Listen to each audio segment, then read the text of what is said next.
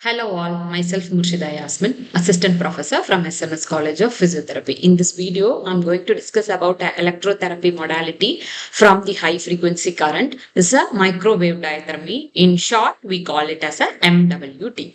Let's get into the topic. To define, microwave diathermy is a therapeutic modality that uses microwave frequency electromagnetic waves that produces a localized heating in superficial and moderately deep tissues. So the wavelength which is used in the microwave diathermy for the therapeutic purpose are 12.25 centimeter and 33 centimeter. So the heat produced from microwave diathermy is due to dipole rotation of water molecules. It's used mainly for the musculoskeletal condition.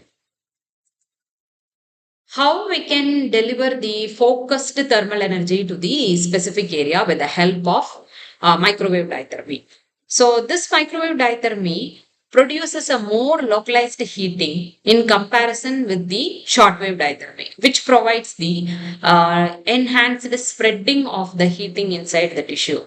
But in contrast, this microwave diathermy provides a more localized heating inside the tissues. That's by helping the pain reduction and muscle relaxation and improve the tissue flexibility, suitable for small treatment areas. To empathize this, patients suffer from localized pain, muscle spasm, restricted movements. They need a comfortable and safe treatment. And microwave therapy provides a non-contact healing, and also the treatment duration can be short, and this therapist empathizes ensuring the correct applicator positioning, and the patient safety and confidence also gained with the help of short treatment duration and providing a better pain relief and muscle relaxation and enhancing the range of motion with the help of microwave diathermy. So the microwave currents are produced using magnetron, and electromagnetic energy is converted into microwave electromagnetic energy. That microwave electromagnetic energy is transmitted to the tissue through the wave-guided antenna or applicator. So the frequency commonly used in the therapeutic purposes with the help of microwave diathermy is 2450 megahertz. So the treatment parameters used are 2450 megahertz frequency, and the wavelength is 12.25 centimeter or 33 centimeter. Intensity, we can set it from mild to moderate warmth according to the patient tolerance. And the duration can be 15 to 20 minutes. The session, we can use it for once daily or on alternate days we can use. So the treatment using microwave currents can be done by positioning the patient comfortably, and the area to be treated should be exposed and should be free from moisture. The applicator should be placed at an appropriate distance from the skin. So it is a not direct contact method. So there should be an appropriate distance between the skin and the applicator. The intensity is adjusted according to the patient's heat tolerance from mild to moderate warmth, and the continuous monitoring during the treatment is necessary to understand the patient comfort and to understand the patient's way of expressing their feel of warmth during the treatment.